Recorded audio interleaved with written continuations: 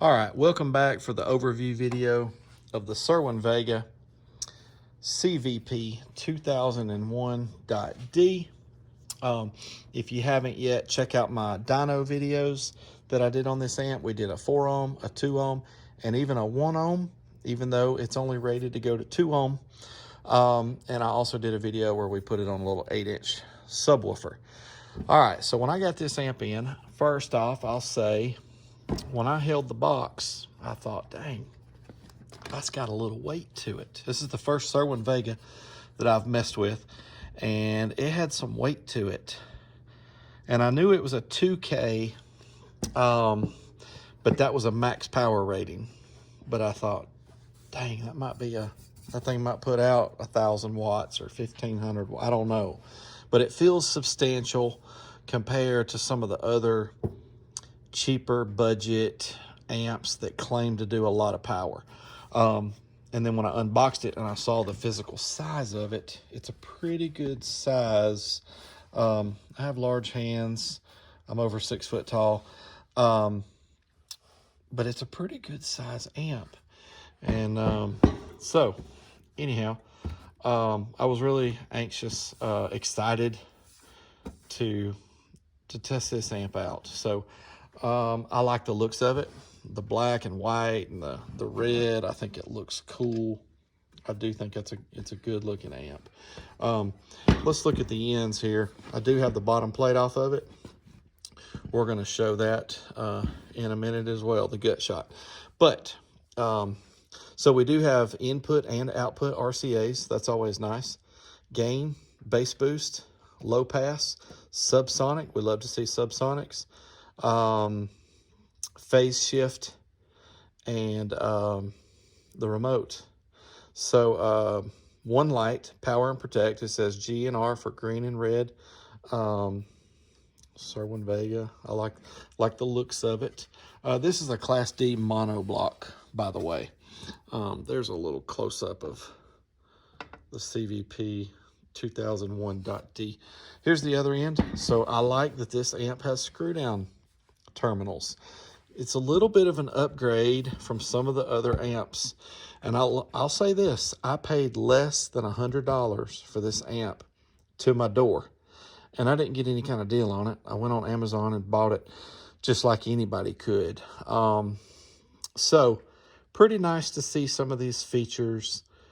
And I don't know, just the overall look of the amp for under $100. 4 gauge screw downs. The remote there looks like about like an 8 or 10 gauge. It does have the 2 for the negative, 2 for the positive, even though it's a mono block. These are just tied together, but it gives you extra, more options for hooking up, 2 subs or 1 sub that has, dual voice coils or whatever. I love to see the 2 negatives, 2 positives. All right, it's got 2 35 amp fuses. So right off there, when I saw that, the fusing times 10 is 700. Like I said in another video, we oftentimes get less than times 10, unfortunately. I've had an amp or two that did the over times 10, and that was nice to see, but usually it's less. So when I saw the 70 amps of fusing, I thought, oh no, I don't know if this thing's going to do 1K or not. If so, they probably don't have enough fusing there. But anyhow, like to see the screw downs. That's it. No other lights. Nothing lights up on this amp other than the one little LED for the power light. But nothing here lights up. Nothing on the ends light up. Here's the box. Let's see. I can't remember. Here's some of the specs. It's the same thing that it says in the owner's manual. I'll show you that in a minute.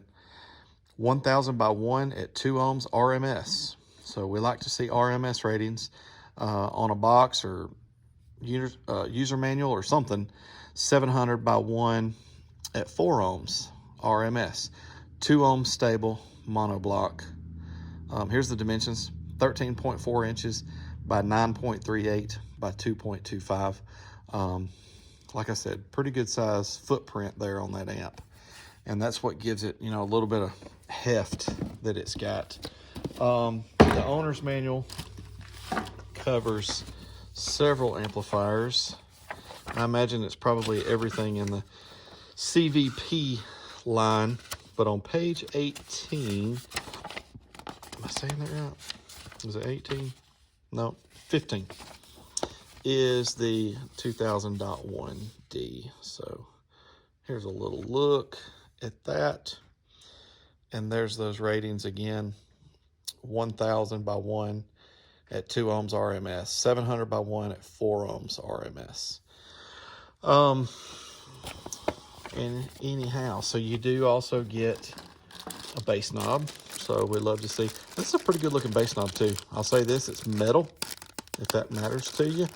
I like the bass knob. It's got a good look to it. It says Cerwin Vega on it, and it has a power light, no clip light. Feels smooth. All bass knobs to me these days feel pretty good. So anyhow, pretty nice little bass knob. It does have the telephone style connection. Here's the cord for that. And the only other thing you get is you do get 2 extra fuses. That's nice. And some screws. Okay. Anyhow, so this amp, watch my videos. It did not put out as much as I thought it would put out, or as much as I thought it should put out. I did put it on a subwoofer and it sounded nice. Real solid bass coming out of this thing. Good quality sound. But I was disappointed in the output. That don't mean you shouldn't buy it. That don't mean it's not a good amp. I have a feeling that they built this amp very heavy duty. Some of these cheaper amps are actually that way. They don't just do a ton of power, but they are built really good because they don't want people to blow them up. And the reason why I say that is when I did the 1 ohm test, and this was 1 ohm on resistors, at 40 hertz. And it did that test just like the amp was made to go to 1 ohm. It counted up, it rolled up smoothly, cleanly, counted up good on the meter, and the amp never went into protect. It didn't pop any fuses, anything. And it went all the way up to clipping at 1 ohm. That was impressive to me. So that tells me I think they have the internals of this built pretty tough in a way that they don't want people to blow these things up. But let's take a look at that gut shot. Here she is. Okay, so keep in mind, Class D monoblock. This amp is fairly large for what they needed to do with this amp. Honestly, it's pretty big to put out the power that it puts out. But, you know, a heat sink is always good for dissipating heat, even though I don't think that would ever be an issue with this amp, honestly. I don't know. Seems like the heat sink is probably a little too big, but it looks good. You know, some people like to see a big heat sink because it's impressive. I don't know. But I like how it says, you know, the board in there says Cerwin Vega. The glue's covering up, but I'm sure that says CVP 2000.1D in there. You see the caps, the transformer, I'm sorry. Anyhow, what kind of caps are these? I'm not real sure. 105 degrees Celsius. But that is, oh, here we go. I'm sorry. Here we go. 200 microfarad, 36 volt on these smaller caps here. 2200 microfarad, 25 volt for these 4. What is the 105 degrees Celsius on those as well? I don't know. So let me know what you think about these, what this gut shot looks like. compared to what it put out in the dyno videos. Anyhow, this is an amp that I don't hate it. I don't love it, but it doesn't so much matter what I think, really.